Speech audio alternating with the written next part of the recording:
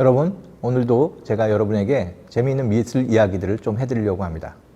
여러분, 미술 시간 좋아하세요? 아마 많은 학생들은 좋아하기도 하고 또 어떤 학생들은 미술은 지루하기도 하지만 좀 어렵다 이렇게 생각하시는 학생도 있을 것 같습니다. 왜 교과목으로 들어오면 다 재미가 없을까요? 물론 재미있는 학문도 있지만 참 어떨 때 보면 미술도 우리한테 어렵고 약간 힘든 과목으로 다가올 수도 있습니다. 그런 학생에게 제가 오늘 재미있는 질문을 한번 던지도록 하겠습니다. 여러분, 원시인 아시죠? 원시인 하면 어떤 모습이 떠오르십니까? 간단한 몸을 가리는 거적대기 같은 옷을 입고 몽둥이를 들고 짐승을 잡으러 다니거나 먹을 것을 위해서 뛰어다니던 그런 일종의 야만인들을 생각하실 수가 있겠죠. 예, 원시인 또는 야만인들, 이런 사람들도 미술을 했을까요? 저희 이제부터의 미술 이야기는 이 원시인들이 아주 멋진 화가였다는 이야기를 해드릴 겁니다. 희한하죠? 미술은 현대에만 있었던 것도 아니고 현대 이전에도 있었던 것도 아니고 인류와 아주 오랫동안 함께하고 있었던 겁니다. 이제부터 여러분이 살펴보게 될 원시인들의 미술을 보게 되면 아마 굉장히 미술은 인간에게 아주 친근하고 가까운 세계였다는 생각을 하실 수도 있을 것 같습니다. 자, 원시인들이 어떤 그림을 그렸을까요? 상상을 하시면서 이제부터 그림을 한번 보도록 하겠습니다. 예, 원시인다운가요? 이들은 그들이 알고 있었던 동굴 속 한 깊은 곳에다가 그 동굴 벽면을 직접 이용해서 이런 벽화를 그렸습니다. 동굴이라고 하니까 이들이 거기서 살았던 집을 장식하려고 한 거 아닌가? 이렇게 생각하실 수도 있겠지만 살기는 좀 어렵고요. 일부러 찾아 들어가서 동굴 깊숙한 곳에서 바로 이런 그림을 그렸습니다. 구석기인들의 이런 그림들이 프랑스 남부 한복판에 집중적으로 등장을 하는데요. 여러분이 보시고 있는 이 그림은 라스코 동굴 벽화라고 하는 것입니다.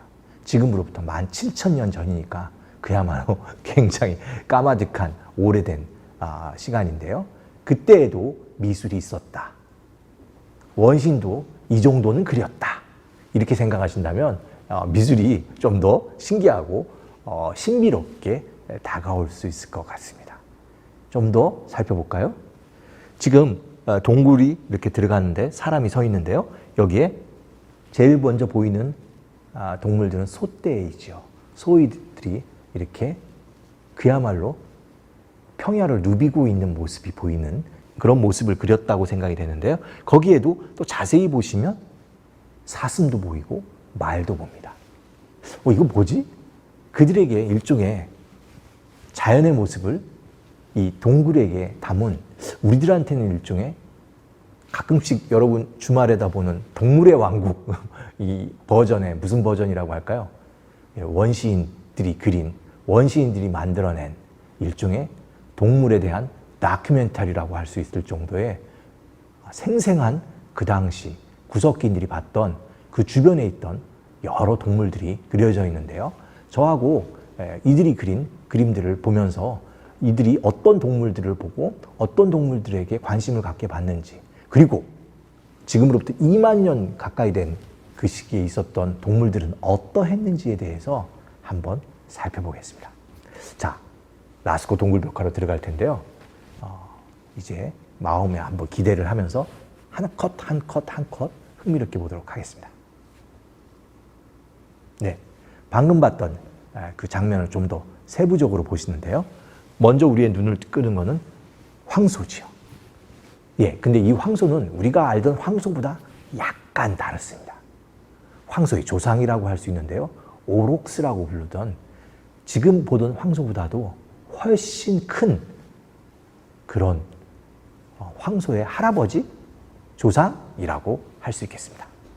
예, 이 오록스의 높이는 사람의 키보다 훨씬 큰 185cm 정도 이상인데요. 키높이로 봤을 때 몸무게가 거의 1.5톤이라고 알려져 있습니다. 지금 황소도 보다도 훨씬 더 큰 거죠.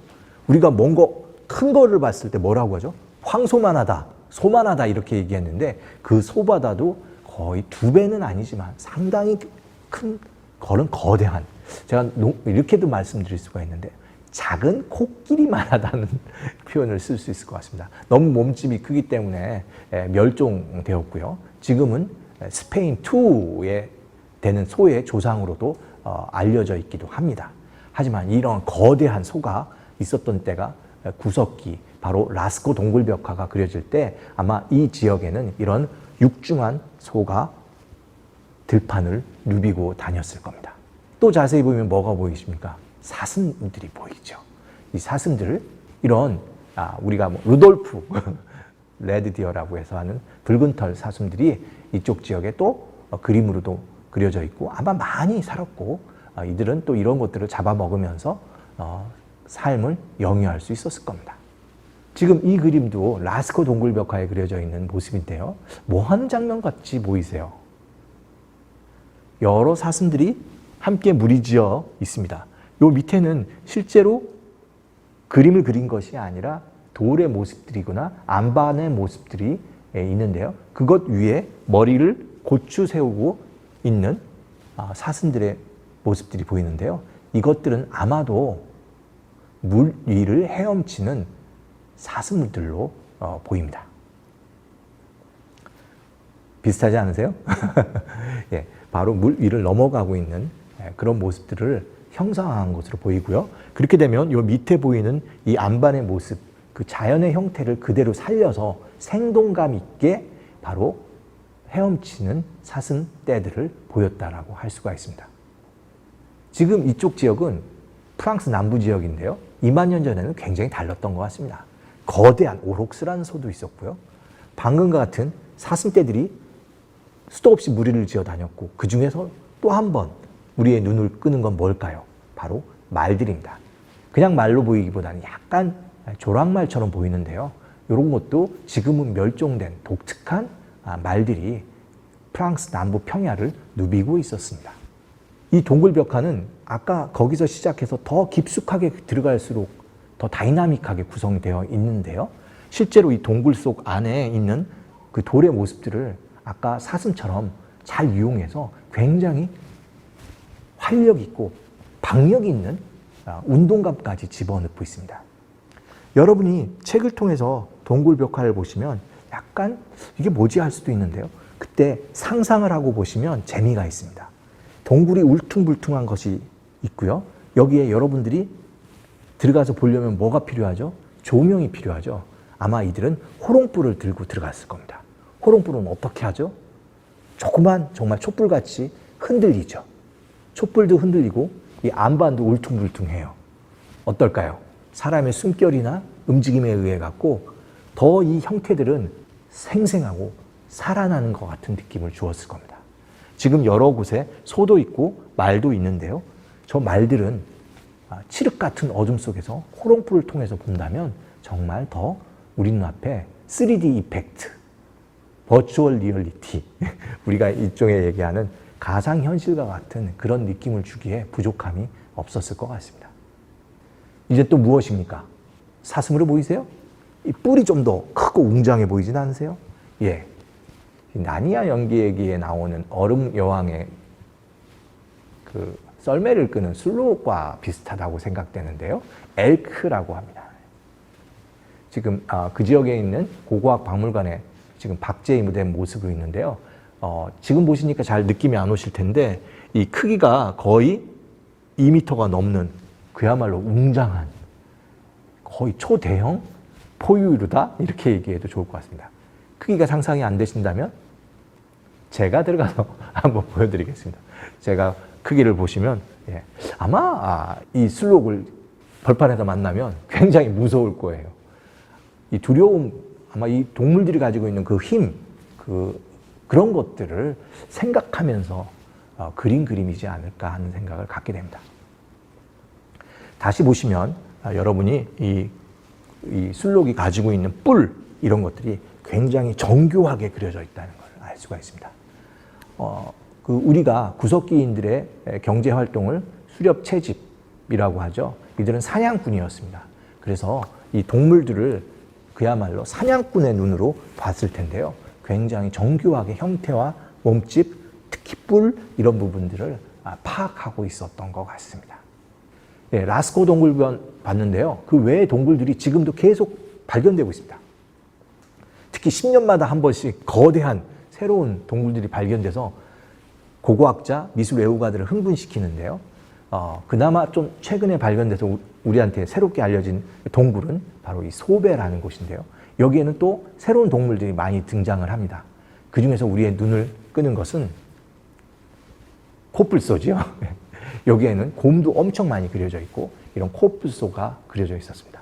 그야말로 프랑스 남부 지역, 이 르와벨리라고 하는 이 지역, 도르토뉴라고 하는 이 지역은 그 당시에는 오늘날의 아프리카 한 대륙의 세렝게티 그 국립 세계적인 그 사파리가 벌어지는 그러한 동물의 왕국의 무대였다라고 할 수가 있을 것 같습니다.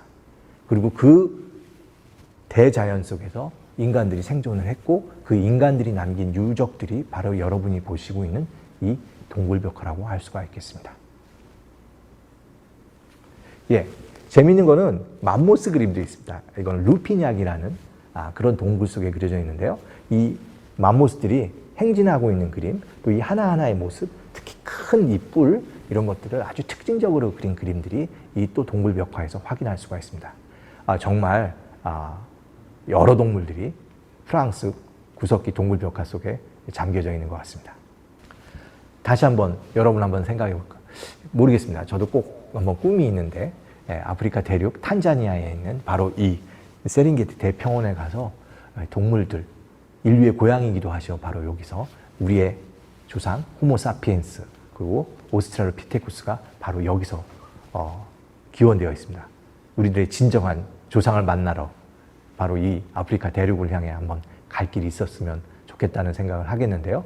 이 대자연, 엄청난 풍경, 여기에서 수많은 동물들이 있는 장면들을 아마 비슷한 모습들을 프랑스에서도 봤을 거고 그들도 이 세계를 자기들의 상상력과 자기들의 꿈을 담아서 그린 그림이 지금 구석기 동굴벽화로 지금 우리 앞에 이렇게 보이고 있는 것이라고 할 수 있겠습니다. 구석기 동굴벽화에 아주 특징적인 또 하나의 유물이 있는데요. 그게 바로 어떤 그림이냐면 손바닥 찍기입니다. 이 손바닥 찍기는 굉장히 이른 시기에서부터 발견돼요. 심지어는 기원전 올라가서 거의 7만 년까지 가서도 인간의 손이 프린트된 그런 것들을 우리가 확인할 수가 있습니다. 그러니까 인간이 남긴 가장 첫 번째 중요한 미술은 뭐예요, 여러분? 손바닥 찍기였어요. 다시 한번 볼까요? 알타미라라는 스페인에서 발견된 인간의 손입니다. 이때마다 제가 드리는 질문이 있죠. 왼손입니까? 오른손입니까? 아니 당연히 오른손 아니에요? 이렇게 하시겠지만 이거는 손을 놓고 그 위에다 물감을 뿌리고 손을 다시 뗀 그런 기법입니다. 왼손을 놓고도 똑같이 할 수가 있습니다. 손등을 놓느냐, 손바닥을 놓느냐. 원시인도 그런 게임을 우리한테 던지는 걸까요? 인간에게 가장 중요한 여러 신체 부위가 있겠지만 아마 이들은 손을 굉장히 또 중시했던 것 같기도 합니다. 바로 그런 손으로 그린 그림이 우리가 봤던 구석기 동굴박하이니까 그들도 그런 부분을 아마 중시했겠죠. 가장 인간에게 중요한 부분, 손이었다. 그래서 우리가 도구를 만드는 인간, 그 도구가 인류를 진보하게 하고 동물과 싸우게 하는 그런 것이었다라는 것이죠. 아마 이런 의미로 손을 나타내고 자기의 존재에 대한 표현을 바로 이렇게 남겼다고 볼 수도 있을 것 같습니다. 여러분, 갑자기 이런 장면을 보여주니까 당황스럽죠? 갑자기 타임머신을 타고 현대로 돌아왔습니다. 미국의 현대 작가 잭슨 폴록이 그린 이런 물감 덩어리를 막 던져서 그린 이런 그림들, 이런 것들을 우리가 현대 추상회화라고 부르죠. 이런 걸 통해서 인간의 느낌, 표현 같은 것들을 어떤 대상을 통하는 것이 아니라 물감 그 자체로 표현하는 게 현대 미술이라고 할 수 있습니다. 여러분이 이런 미술을 보면 당황해 하는데요. 이 미술의 목표는 여러분을 당황하게 하는 겁니다. 여러분이 당황할수록 이 사람은 아마 성공했다고 생각할 테니까 충분히 당황하셔도 좋습니다. 하지만 그 당황함의 목표는 뭐죠? 뭘 읽어내기보다는 이 느낌을 살리라는 겁니다. 그렇지 않습니다. 우리가 어떨 때는 느낌을 살리라고 하는데 그러려면 집중해야 되고 세상을 뭔가 잊어야 되는데 그러기가 쉽지가 않겠죠. 아마 그런 것들을 요구하는 그림들이 이런 추상회화라고 할 수 있는데요. 제가 오늘 원시미술을 하다가 갑자기 추상회화를 하니까 당황하실 수가 있을 텐데요. 제가 추상회화를 얘기하는 것이 아니라 이런 다양한 물감을 뿌리면서 이 잭슨 폴록이라는 작가가 중요한 행위를 하나 하고 있습니다. 세부를 볼까요? 이 오른쪽 귀퉁이 위에 손바닥 찍기가 보입니다. 보이세요? 예, 이 화가의 진정한 손입니다. 왜 이 손바닥 찍기를 했을까요? 어떤 사람들은 물감이 손에 묻어서 닦느라고 그랬다. 그렇게 해석할 수도 충분히 있습니다. 하지만 재미있는 거는 잭슨 폴록이 이러한 캔버스 회화에 물감을 던지기를 하고 있을 때 원시 미술 중이 이제 세상에 알려지게 됐습니다. 동굴벽화를 우리가 어떤 것인지 좀 더 잘 알게 되었고요. 그때 이들은 손바닥 찍기가 인간에게 가장 중요한 고유한 미술적 행위라는 것을 알게 되었던 겁니다. 바로 원초적인 미술의 힘을 되찾으려고 했던 이 사람들은 이 손바닥 찍기를 실제로 화면 위에다 구성하면서 미술이 어떤 것인가를 아마 고민했을 거라는 해석도 가능하겠죠. 이 손바닥 찍기는 지금 현대미술에 계속되고 있습니다. 아마 여러분이 유치원에서 제일 먼저 했던 그 미술 활동 중에 하나가 손바닥 찍기인데요. 이것은 유치원 때 해서뿐만 아니라 지금 현대미술도 하고 있는 현대 작가들의 중요한 대상이 되고 있는데 그 첫 번째로 잭슨 폴록을 봤는데요. 예, 이런 손바닥 찍기를 하는 사람도 있습니다. 영국의 환경미술, 자연 고유의 재료를 이용해서 미술을 하는 그런 작가가 있는데요. 리차드 롱이라고 부르는 사람입니다. 이 사람은 손바닥 찍기를 통해서 아마 가장 단순한 조형적 형태 중에 하나라고 할 수 있는 그 동심원으로 퍼져나가는 원을 그리고 있습니다.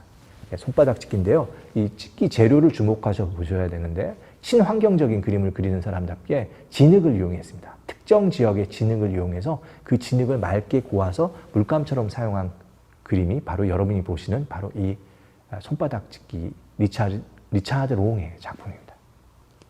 이제 여러분이 손바닥 찍기 하나를 보면 이것이 얼마나 많은 인간의 역사를 담고 있는지 좀 더 흥미롭고 신기하게 보실 수가 있습니다. 아마 여러분이 태어났을 때 찍은 손바닥을 아직도 간직하고 계시는 어머니, 아버님이 계실지도 모르겠습니다. 그거를 볼 때 이게 인간이 원래 남긴 첫 번째 미술이야 이렇게 얘기하면 여러분의 어머니가, 아버님이 깜짝 놀라실 수도 있을 것 같습니다. 미술은 이래서 이야기거리를 많이 주는 재미있는 그런 세계입니다. 감사합니다, 여러분.